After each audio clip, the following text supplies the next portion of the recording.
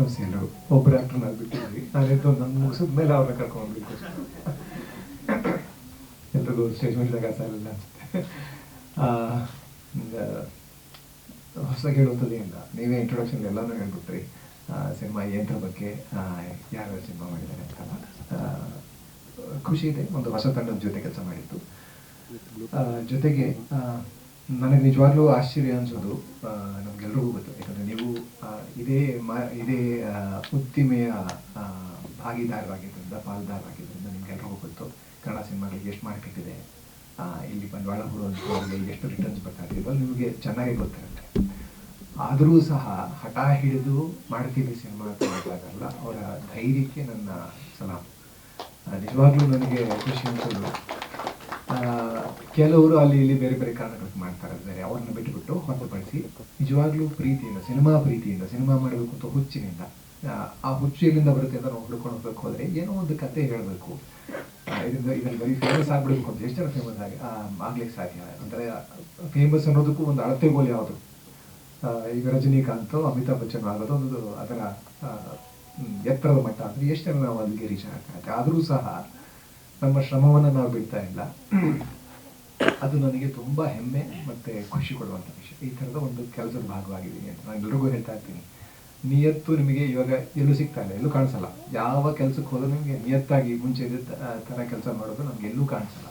ಆದರೆ ಸಿನಿಮಾಗೆ ಬನ್ನಿ, ನೀವು ನಿಯತ್ತು ನೋಡ್ಬೋದು ಅಂತ. ಯಾಕಂದರೆ ದುಡ್ಡು ಸಿಗಲಿ, ದುಡ್ಡಿಂದ ಹೋಗಲಿ, ನಾನಂತೂ ಕೆಲವು ಆ್ಯಕ್ಟರ್ಸ್ಗಳನ್ನ ನೋಡಿದ್ದೀನಿ, ಗೊತ್ತಿಲ್ಲ ಈಗಿನ ಜನ್ರೇಷನ್ ಅವ್ರಿಗೆ ಆ ಥರದ ಆ್ಯಕ್ಟರ್ಸ್ ಕಾಣಿಸ್ತಾರೋ ಇಲ್ವ, ಯಾಕಂದರೆ ನಾವೇ ಅವರ ಸೀನಿಯರ್ ಜನ್ರೇಷನು, ನಾವು ಆ ಥರ ಇಲ್ಲ. ನಾನು ನೋಡಿರೋ ಆ್ಯಕ್ಟರ್ಗಳು ಸುಮಾರು ಜನ ಶಾರ್ಟಿಗೆ ಬಂದು ಶೂಟಿಂಗ್ ಸ್ಪಾಟಿಗೆ ಬಂದು ತಿಂಡಿ ತಿಂತಾ ಇರಲ್ಲ. ಕೆಲವರು ಯಾಕೆ ತಿಂಡಿ ತಿಂದಿಲ್ಲ ಅಂತ ಕೇಳಿದ್ರು, ಇಲ್ಲ ಶಾರ್ಟಿಗೆ ಕರೆದಿಲ್ಲ ಇಲ್ಲ ಅಂತ.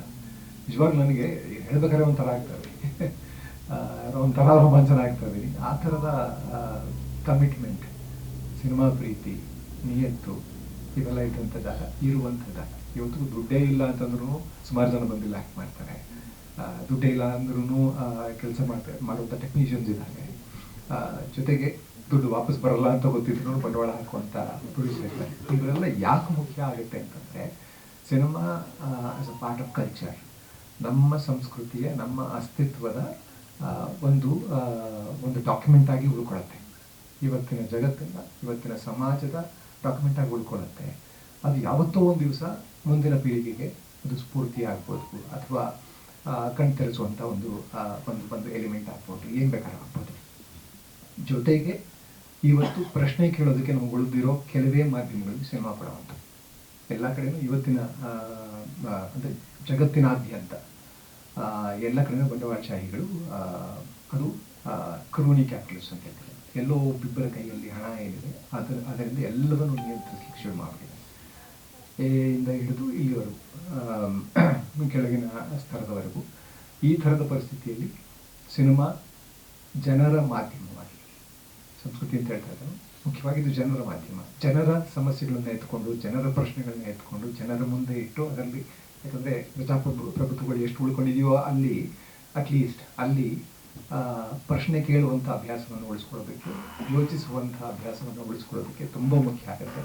ನೀವೆಲ್ಲರೂ ಮಾಧ್ಯಮ ಮಿತ್ರರು ಎಲ್ಲರೂ ಸೇರಿಸಿ, ನೀವೆಲ್ಲರೂ ಈ ಸಿನಿಮಾ ಉದ್ದಿಮೆ ಒಂದು ಭಾಗ. ಯಾಕಂದರೆ ನೀವು ತೊಗೊಳೋ ಸಿನಿಮಾ ಸೇರಿಸಿಲ್ಲ ಜನಗಳಿಗೆ ಅಂದರೆ ಆ ಜನಗಳಿಗೆ ತಲುಪೋದಿಲ್ಲ. ಹಾಗಾಗಿ ಈ ಥರದ ಒಂದು ಅಟೆಂಪ್ಟ್, ಒಂದು ಪುಟ್ಟ ಅಟೆಂಪ್ಟ್, ನಾನು ಏನು ಕತೆ ಹೇಳ್ತಾ ಇದ್ದೀವಿ ಅದೆಲ್ಲವನ್ನು ಬಿಟ್ಟು ಹೇಳ್ತಾ ಇದ್ದೀನಿ.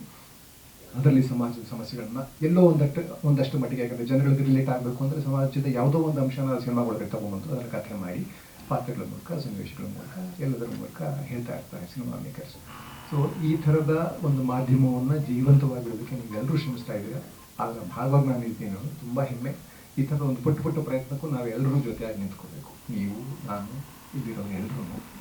ಆವಾಗ ಸಿನಿಮಾ ಉಳ್ಕೊಳ್ಳುತ್ತೆ. ಸಿನಿಮಾ ಉಳ್ಕೊಂಡಾಗ ಜನರ ಧ್ವನಿ ಉಳ್ಕೊಳ್ಳುತ್ತೆ, ಸೊ ಜನರ ಅಭಿವ್ಯಕ್ತಿ ಉಳ್ಕೊಳ್ಳುತ್ತೆ, ಪ್ರಜಾಪ್ರಭುತ್ವ ಉಳ್ಕೊಳ್ಳುತ್ತೆ.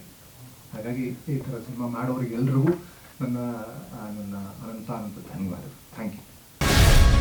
ಗ್ಯಾರಂಟಿ ನ್ಯೂಸ್, ಸುದ್ದಿ ಖಚಿತ, ನ್ಯಾಯ ನಿಶ್ಚಿತ.